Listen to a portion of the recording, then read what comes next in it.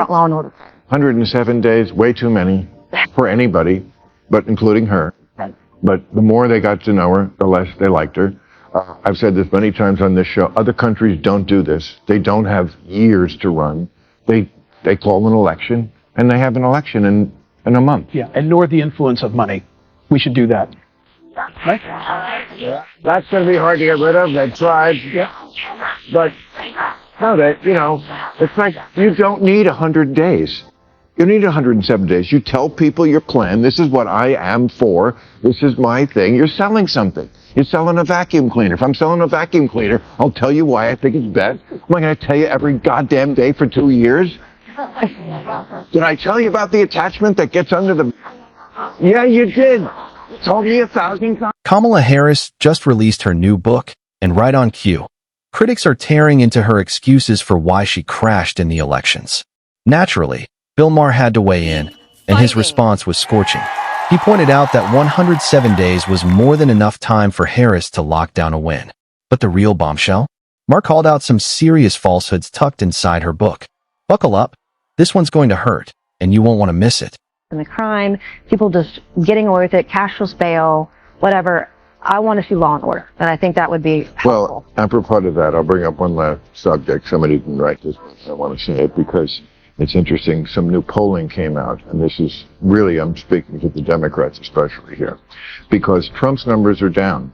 They're down with Latinos, they're down with blacks, they're down 15 points with whites. And when whites say, you're not hip anymore, ooh. And yet, in the other poll, on issues, Trump still winning. So this is your big opportunity, Democrats. He's down in the numbers, and you still can't score. Maher opens by pointing to fresh polls showing Trump losing ground with voters. But here's the twist. On the issues Americans actually care about, like the economy, the border, and foreign wars, Trump is still dominating. Maher insists this should be the Democrats' golden chance to regroup, recalibrate, and rack up real victories. Instead, they're stuck worshiping at the altar of woke politics, chasing culture wars nobody outside their bubble even cares about. And just when it seems like he's finished, Maher drops a bombshell that could leave the entire DNC reeling.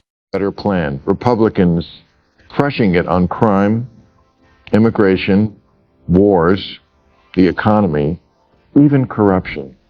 Democrats win by 2 points on respect for democracy. Now, some of this is just because people are fucking stupid. 2 points on respect for democracy. Democrats win on health care, environment, women's rights, respect for democracy. But on those issues, I bet you that are the big ones that they vote on more: crime, immigration, wars, economy, corruption. Ironically, the Democrats aren't even living up to their own name. You'd expect the DNC to dominate when it comes to democracy, the very principle they claim to champion. But that's not what the polls show. Shockingly, Republicans are closing the gap, and in some surveys, they're even seen as better defenders of democratic values. That's not just a warning sign, it's a blaring siren. It signals that Democrats are losing their grip on the very identity that once energized their base and set them apart. Instead of earning voter trust through consistency and principle, they've tangled themselves in identity politics, virtue signaling, and endless internal squabbles. The consequence?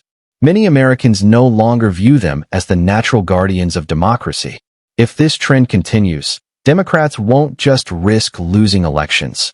They could be staring at political extinction.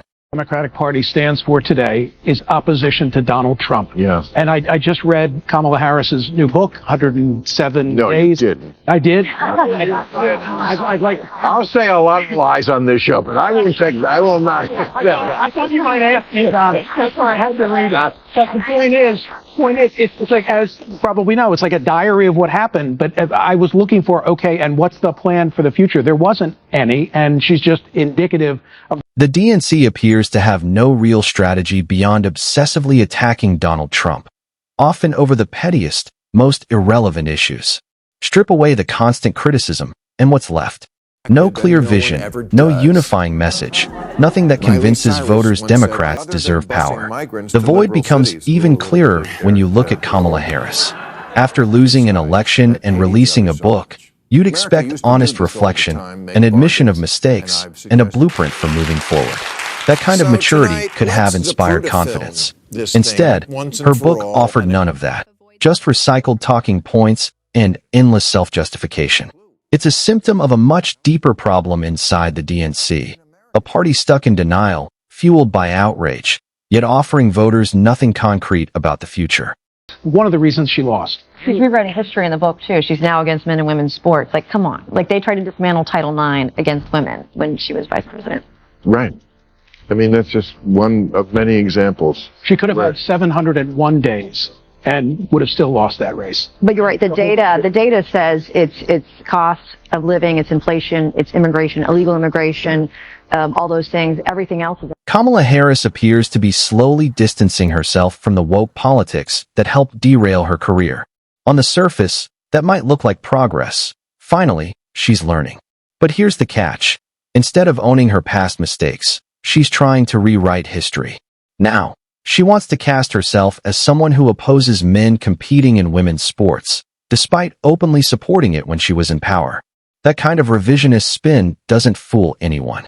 If Harris truly wants to rebuild credibility, she'll have to do something much harder. Come clean, admit she was wrong, acknowledge how far out of touch she drifted, and cut ties with the radical woke crowd for good. Only then could she begin a real return to common sense. Otherwise, this so-called rebrand will look like nothing more than political survival in disguise. Law and order crime. 107 days, way too many for anybody, but including her. Right. But the more they got to know her, the less they liked her. I've said this many times on this show. Other countries don't do this. They don't have years to run. They call an election, and they have an election in a month. Yeah, and nor the influence of money. We should do that. Right? From the very start, Maher wastes no time ripping into Kamala Harris's new book. To him, it doesn't read like honest reflection. It reads like a laundry list of excuses. At the heart of her defense is the infamous 107 days, the window of time she claims was too short to deliver her message and connect with voters. Harris argues that this compressed timeline doomed her campaign from the beginning, but Maher isn't buying it. He calls the excuse a fallacy, pointing out that Americans didn't reject her because of the calendar. They rejected her because they finally saw who she really was. After years of staying comfortably in the shadows as vice president, Harris finally stepped into the spotlight, and voters weren't impressed. It wasn't about time. It was about trust, likability, and authenticity, and she simply didn't have it. That tried, but no, it's like you don't need 100 days. You need 107 days. You tell people your plan. This is what I am for. This is my thing. You're selling something. You're selling a vacuum cleaner. If I'm selling a vacuum cleaner, I'll tell you why I think it's best. Am I going to tell you every goddamn day for 2 years?